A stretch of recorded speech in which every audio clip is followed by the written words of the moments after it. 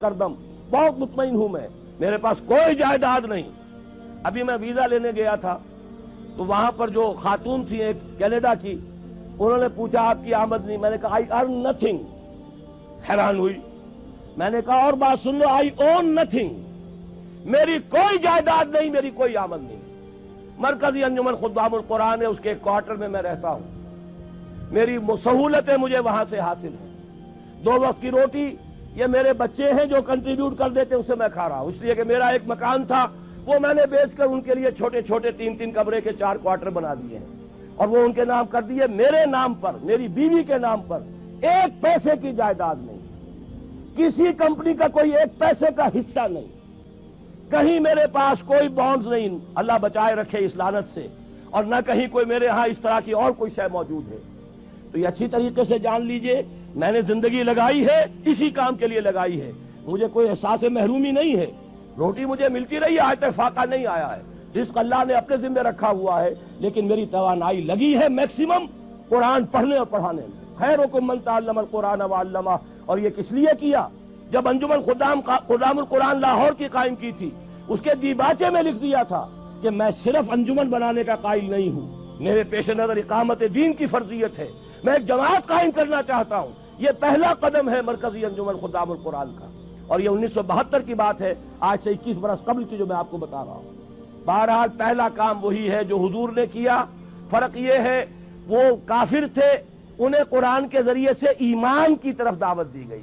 हम मुसलमान हैं, हमें कुरान के जरिए से तजदीद ईमान की दावत देनी है। मरहला एक ही है, इसमें कोई फर्क नहीं। नंबर 2, वो जो हदीस में सुना चुका हूं, आमुरुकुम बिखम्सिन बिल जमाअत व समअ व ताअत वल हिजरत वल जिहाद फी सबीलिल्लाह। अब जो लोग वाकईतन शऊरी ईमान इख्तियार करें, शऊरी तौर पर फैसला करें कि मुसलमान जीना है, मुसलमान मरना है, इन्ना सलाती व नुसुकी व महयाया व ममाती लिल्लाहि रब्बिल आलमीन, ये तय करें ना पहले। सिर्फ जलसों से तो नहीं होगा, ये तो होगा तो फिर कुछ करने से होगा। और करने के लिए मैदान में वो आए जो पहले अपनी जात पर, अपने घर में दीन नाफिज कर चुका हो। अगर ये नहीं है तो झूठा है, फरेबी है, इस्लाम का नाम लेता है। तो अपनी जात पर, अपने घर में इस्लाम कायम करो और फिर जुड़ जाओ, एक मिलजुल कर एक जमीयत बनो, एक ताकत बनो, एक कुव्वत बनो, जमात बनो, हिजबुल्लाह बनो।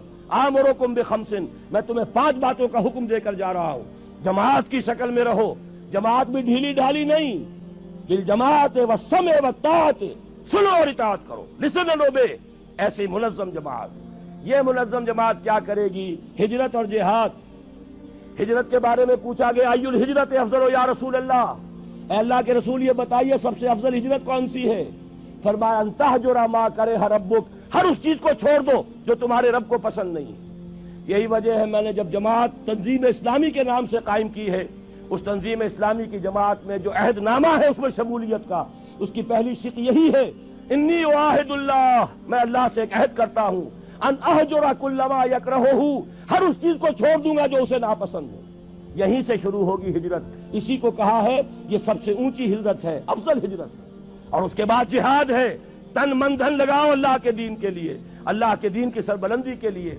और उसके 3 मरहले आए हैं हमारी एक हदीस के अंदर।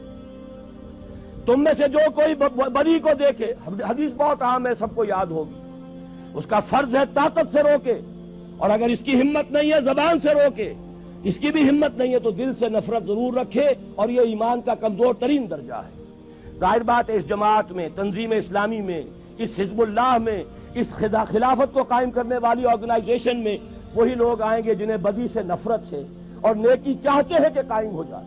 वो मुआवनीन की तहरीक हमने रखी है, तहरीक खिलाफत के मुआवनीन। तंजीम में आने के लिए बैत है, बैत समोतात फिल मारूफ, शरीयत के दायरे के अंदर अंदर जो हुक्म दोगे मानेंगे। वो हुक्म कोई भी हो, हमारी तबीयत के मुताबिक हो या हमारी मंशा के खिलाफ हो, शरीयत के खिलाफ ना हो तो मानेंगे। ये हमारी बैत है तंजीम इस्लामी में शमूलियत की। लेकिन हमने एक खाना अब शुरू किया है, तहरीक खिलाफत। बताएं तो सही लोगों को खिलाफत है क्या?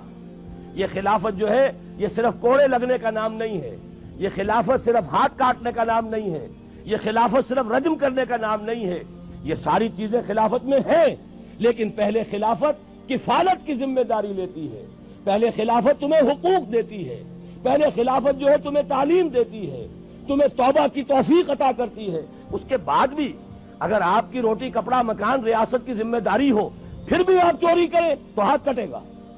اگر آپ کے لیے نہ یہ بے حیائی ہے، نہ یہ ستر جو حجاب کے قوانین ہیں ان کی خلاف ورزی ہے، نکاح کا راستہ آسان کر دیا گیا ہے، اس کی رکاوٹیں دور کر دی گئی ہیں، پھر بھی آپ زنا کرتے ہیں تو رجم ہوگا اگر آپ شادی شدہ ہیں۔ لیکن یہ کہ اس پورے نظام کو ایک آرگینک ہول کی حیثیت سے سامنے رکھنے کی ضرورت ہے۔